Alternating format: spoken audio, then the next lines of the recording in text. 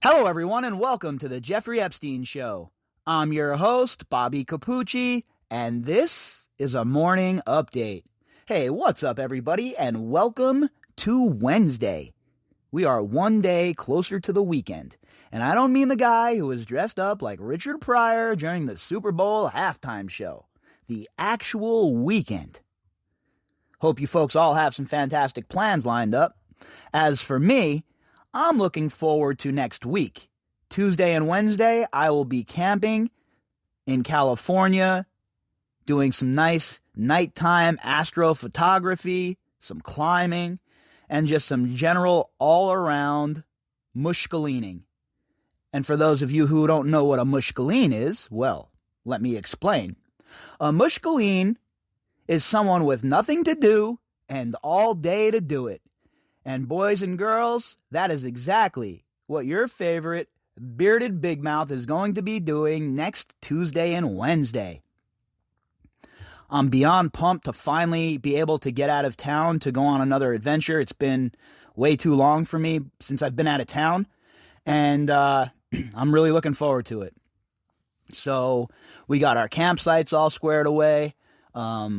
Everything locked and loaded. I'm headed out today to go and buy a few more things that I probably don't even need, but I'm addicted to buying outdoor gear, so I'll be buying a few things that I probably don't need to throw into the old equipment stash spot and getting everything ready to go. The last adventure we went kind of light, and we didn't do any kind of cooking besides using a jet boil. But this time around, we're actually going to do some cooking, and I'm excited. Really pumped to get out and unwind a little bit. Now, as far as the show goes, I'm not too sure what my schedule is going to be while I'm out there.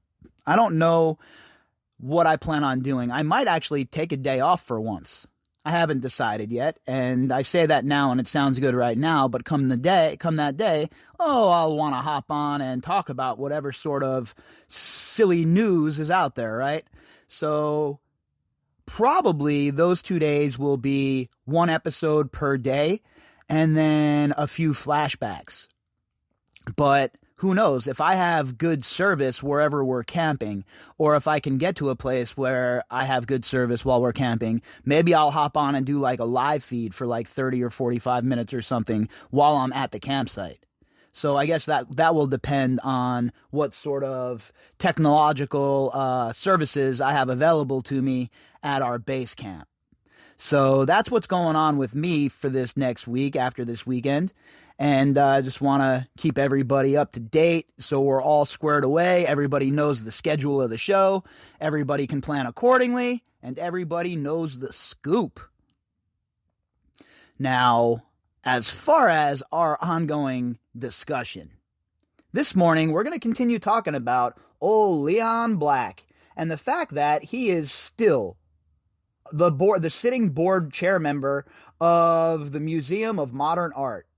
And the question becomes now, when is the Museum of Modern Art going to step up and remove this scumbag from this position?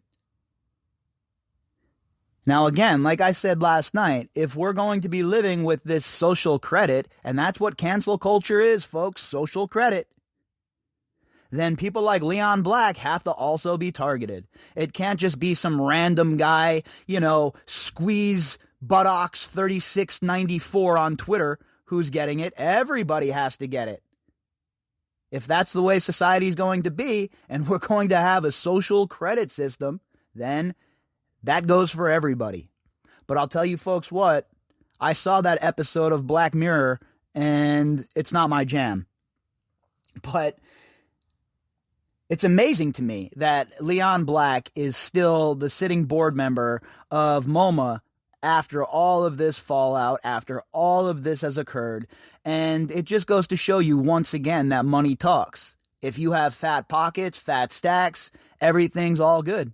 Doesn't matter what sort of scumbag you are. It doesn't matter what sort of malfeasance you're engaged in. As long as that money is flowing and the spigot is turned on, it is all good.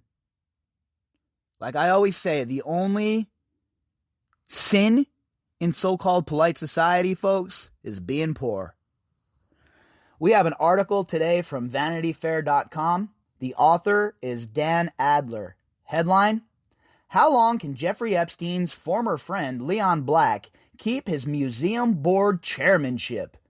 Very good question, Mr. Adler. And as far as I'm concerned, yesterday was a good time for him to step down, or if he doesn't want to step down, to be removed. Leon Black has long been linked to Jeffrey Epstein, but recently the Apollo Global Management CEO's ties to the convicted sex offender have become attached to dollar figures. And that's where the rubber hits the road. How many times do I talk about having the proper receipts? It's one thing for us to talk about it. It's another thing entirely to have the receipts to point at. That's when circumstantial evidence becomes real tangible evidence. And that's where we're at in this case in a lot of respects, right? There's a lot of aspects of this case where receipts are now being produced. And the heat most certainly is on the predators. The New York Times reported in October 2020 that Black paid Epstein at least $50 million for advice and services, prompting the hedge fund's board of directors to hire Deckard LLP to investigate the relationship between the two men. And while Deckard revealed some things that we weren't aware of, extra money, stuff like that, of course, it is not as much of a exploratory investigation as it should be, right? These guys should be getting the full body cavity search, and instead they're just getting, their throat looked down. So I don't know how much stock we should put into this Deckard investigation, even though they did reveal, a couple of things that were not known, like the extra money that Black paid out to Epstein. What else was he not being truthful about? What else is Leon Black hiding? At the end of last month, Deckard reported that Epstein had provided legitimate advice on tax issues and other matters, and that Black had paid Epstein more than $150 million. Black said that he would step down as chief executive of Apollo in July, around the time of his 70th birthday, but stay on board as chairman. So, again, it's all fine and well that you're stepping down as CEO, but sticking around as chairman, that has to leave a bit of a sharp bone in the mouth of a lot of these investors. And I am not convinced that we have seen the end of the situation in the boardroom at Apollo. Folks, all it's going to take is for the financials to go south a little bit, and it's going to be mutiny on the bounty. It is going to be on in that boardroom with Josh Harris making a push. Rowan is in a very precarious position now. Mark Rowan, who is taking over for Leon Black, is in a very tenuous position. The company better be profitable. It better be profitable. Or you're going to see a war inside of that boardroom that resembles the Punic Wars of days gone by. At present, he also appears to be staying in his role as chairman of the Museum of Modern Art's Board of Trustees, which he's had since 2018. And again, that's all about the dough. You know how much money this idiot has pumped into the Museum of Modern Art? And what's galling is it's not only Leon Black, but you have that disgusting animal, Glen Dubin, also involved with the Museum of Modern Art. Oh, I'm sure it's just a coincidence, though, right? I'm sure that it has nothing to do with those two fools being fellow travelers of Jeffrey Epstein or anything. I mean, it's absurd. How is it that Glen Dubin, who, unlike Leon Black, by the way, is accused of partaking in the abuse of, at the very least, one of Jeffrey Epstein's survivors, how is Glen Dubin even still involved? But once again, the only sin for these people is being broke. Not human trafficking, not the abuse of children, not the rape of women. That's all acceptable. As long as you do some sorry-ass weak jail sentence and come back, we're willing to forgive you. We're willing to give you another chance. But if you're broke, well, you're persona non grata. The Times reported in January that following the Apollo news, Black wrote an email to trustees. "I look forward to seeing you at our February board meeting." But a swell of protests has continued to grow in opposition to Black's museum role. The art collective Guerrilla Girls told the Times in January that it had broken its book contract with Phaidon Press, the book publisher that Black bought in 2012. And props to the Guerrilla Girls. That's my kind of shit right there. There's very few people who have the stones to do that kind of thing. It's hard enough to get a book deal. And then when you get it, to stand by your convictions and tell that book deal to go get stuffed because Phaidon is owned by this son of a bitch Leon Black, that sets an example that people should follow. Obviously, most people won't.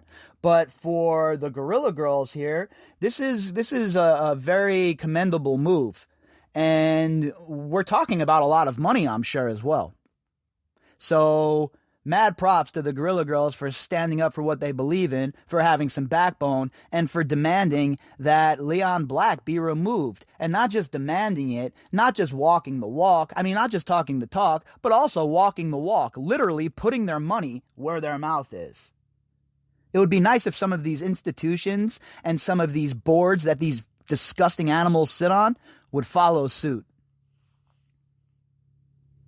An educational, tax-exempt institution like MoMA should not tolerate individuals like Black on its board, the group said in a statement. 100%. Tax-exempt institutions have been taking advantage of their status for way too long. They employ scumbags, they employ thieves, they employ criminals, and they employ all sorts of other kind of undesirables. And yet, they're not paying taxes. They're avoiding paying their quote-unquote fair share. It's unbelievable to me that some of these institutions are exempt from taxes. That needs to end.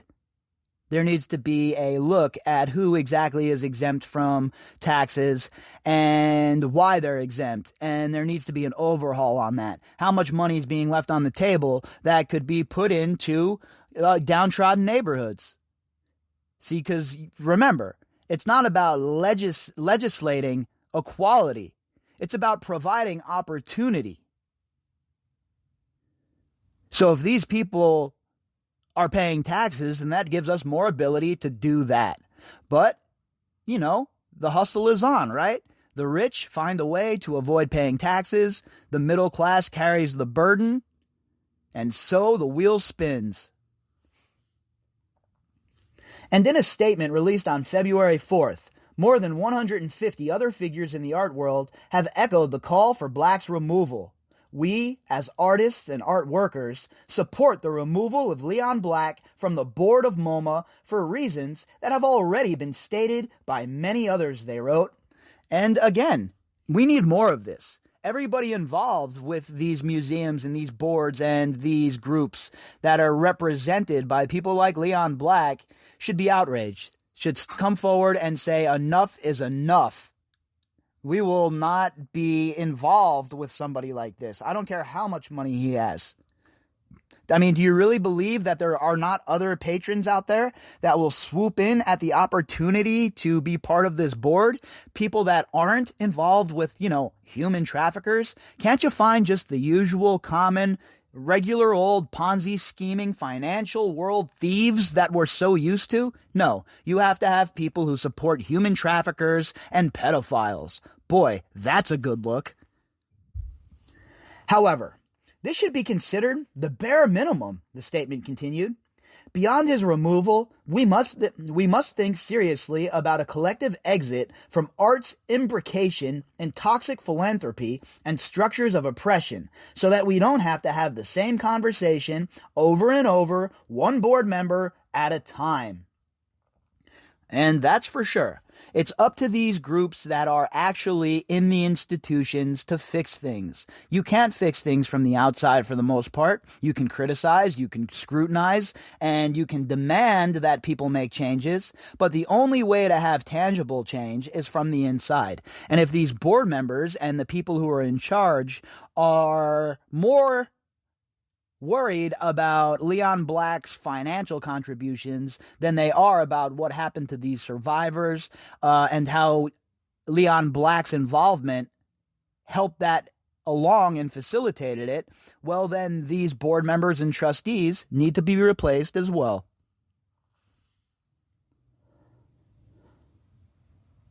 To take one of many possible examples, Nan Goldin, one of this statement's signatories, has also organized protests against art institutions taking money from members of the Sackler family, including the Guggenheim and the Met. Oh, the Guggenheim. Every time that name comes up, makes me want to vomit, because we all know about the Guggenheim fiasco over at the New York Art Academy, and the way that they conducted themselves in farming out and trying to act as a middleman to provide Jeffrey Epstein with Maria Farmer. So it's obvious that this is something that's going on industry-wide with these people. They look the other way, they don't care, and nobody is ever held accountable. Art News magazine Hyperallergic reported 3 additional statements from the artist Hito Styrol and the activist groups Decolonize This Place and MoMa Divest. Nothing short of a major reconstruction of the board, a change of directors, a public reckoning, and a reimagining of the institutional and curatorial mission of the museum is acceptable, said the statement from MoMa Divest. And, they have some ideas on what they think should happen. And these are people that certainly have their finger on the pulse of the situation, much better than most of us, I would imagine. So they have been dealing with this for quite some time, and this is acting as a catalyst for them to really try and push for some change. And I'm all for it, right? I don't know about the whole decolonize this place. I don't even know what that means, to be honest with you. Sounds like some sort of divisive sort of rhetoric, but that's neither here nor there. I've been very clear about this. Anyone who is willing to go after Epstein and his co-associates and conspirators is an ally of mine. I don't care about political leanings or any of that other jazz. If you're interested in going after Jeffrey Epstein and his co-associates and making sure they're held to account and that justice is brought to them, then you're my people and you're in the right place, folks. Stash that politics shit at the door, the tribalism at the door. Here, we're of a single mind, and that single mind is to break the wheel. All the while, the details of Black and Epstein's relationship remain strikingly incomplete. Deckard's report suggested that part of Black's fondness for Epstein, whom he bankrolled for years after Epstein was convicted of soliciting a child prostitute, no such thing, a child can't consent, thus it can't be a prostitute, in 2008 was that he believes in rehabilitation and in giving people second chances. Yeah? How many people has he helped rehabilitate that have done stints for drug possession or for something else like that? Has Leon Black been involved in the community? Has he been trying to get criminal justice reform pushed through? Has he been trying to get for-profit prisons reined in? He hasn't done none of that shit. So don't talk about rehabilitation. The only time you're worried about second chances is when it's one of your boys like Jeffrey Epstein. Would you give somebody from the inner city a second chance, Mr. Black? According to Deckard, the $150 million plus that Black paid Epstein was the cost of financial advice. You could buy a law firm for what Leon agreed to pay Epstein, a retired CEO told Vanity Fair last month. 100%, $150 million buys you some pretty damn good lawyers, I'm sure. As for Leon Black and his ongoing game of cat and mouse with the truth, well, I hate to tell you, sir, but pest control is here, and your days of riding around and nibbling on the edges of the cheese are long over, and the time to answer questions is quickly approaching. If you'd like to contact me, you can do that at bobbycapucci@protonmail.com. That's BOBBYCAPUCCI at protonmail.com. You can also find me on Twitter at BOBBY_CAPUCCI. All of the links that go with this episode can be found in the description box. All right, everybody, I will be back later on tonight with the Daily Drop, and we will pick up where we left off. Have a great day, folks.